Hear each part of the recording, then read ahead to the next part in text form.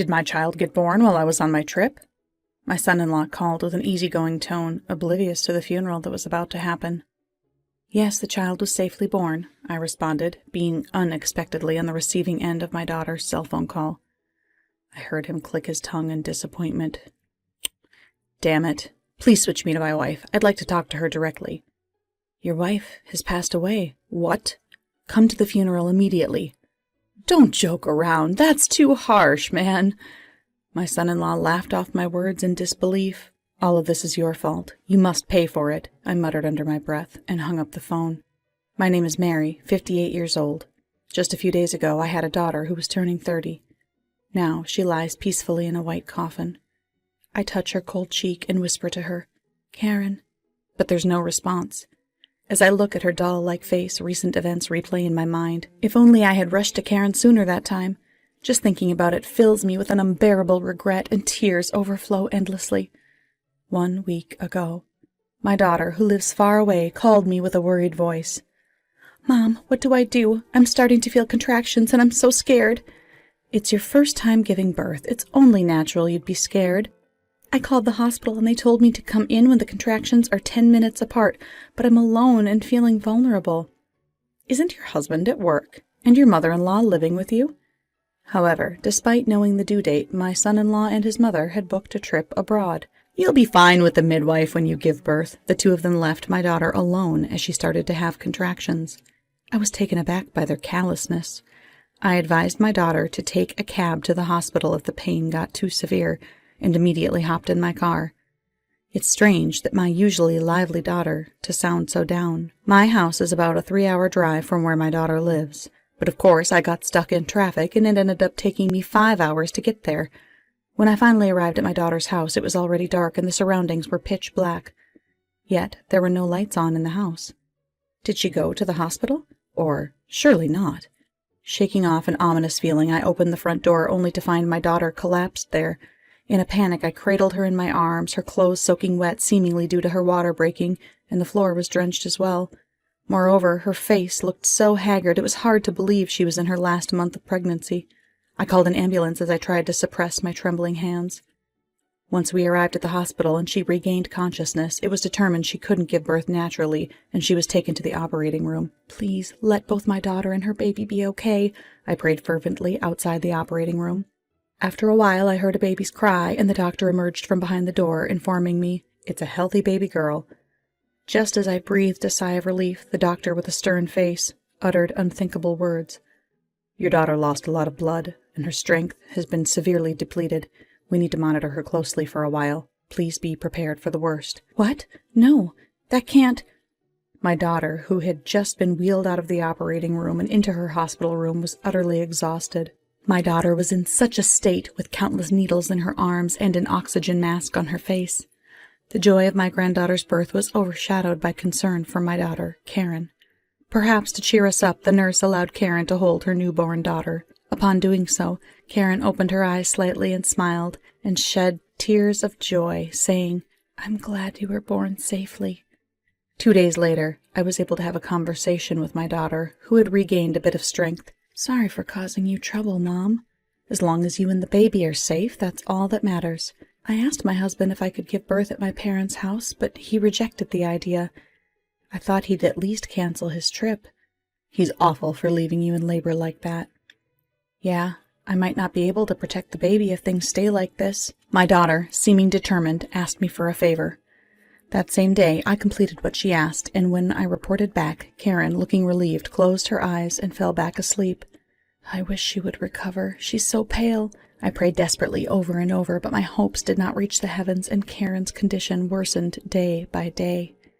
During this time, I called her husband countless times, but all my calls went unanswered. 3 days later, despite our efforts, my daughter departed this world, leaving behind her newborn child.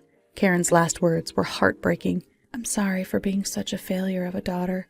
Please protect the baby, Mom. She wasn't the type to say such things. Karen, I'm sorry I couldn't get to you sooner. My heart was overwhelmed with grief and pain at losing my precious daughter, but I couldn't just wallow in sorrow. I made countless calls to my son-in-law's mobile phone to inform him of Karen's death, but he never picked up. In sheer desperation, I headed to my daughter's home to look up the phone number of the hotel she was staying at during her trip. While there, searching for anything like an itinerary, I stumbled upon my daughter's diary in a drawer. What in the world? This is horrible! The diary contained a truth far beyond my imagination.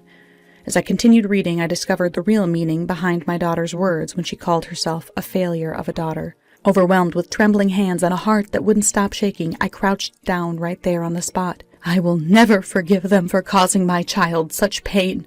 I'll make them regret this. I held my daughter's diary close to my heart, making that vow with determination. Several days later, her carefree son-in-law returned my call. I'm back in the States. It's the return of the Lord and Master. Has the baby been born safely? Yes, the baby is full of life. This is my wife's phone, right? The voice seems different. Oh, you're right. It's been a while, Richard. I'm Karen's mother.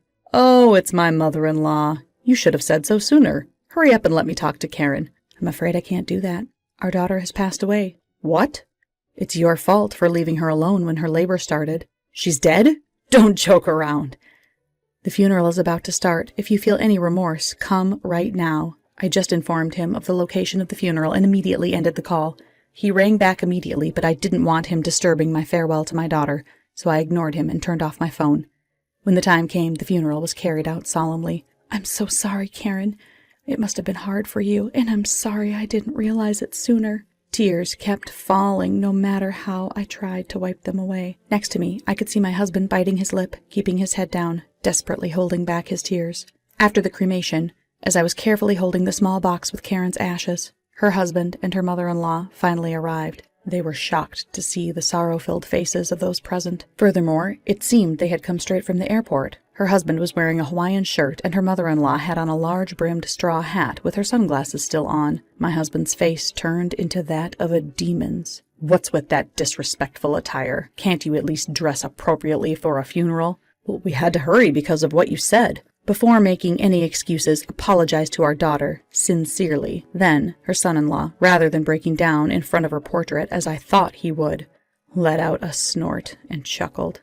I should be the one receiving an apology. Who's going to take care of the house now? Anybody can give birth. She was an utterly hopeless wife. What a despicable thing to say. I'm just telling it like it is. His mother, sitting next to him, fervently nodded. That's right. Angry, my hand tightened up into a fist, my nails digging into my skin, a sharp pain shooting up. My usually gentle husband had an uncharacteristically fierce look in his eyes, a sight I had never seen before.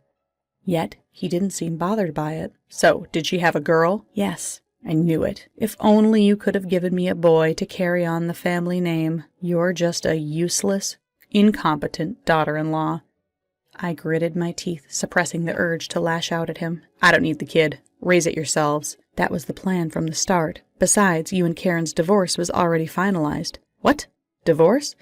I submitted the divorce papers at Karen's request. You wrote them yourself, right? Used them as a threat? Karen, who had been tolerating all sorts of abuse because she believed her child needed a father, had entrusted me with the divorce papers because she feared she couldn't protect the child. Karen won custody, so we will take responsibility for raising the child. You went and filed the papers without permission? But since Karen's gone, by default, I get custody. I'll raise the kid, so pay up child support. Do you understand what you're saying? Yeah, hand over the kid. I'll take care of her for free. Just pay me. How despicable. We've already applied for guardianship, so you're the one who's going to pay child support. Huh?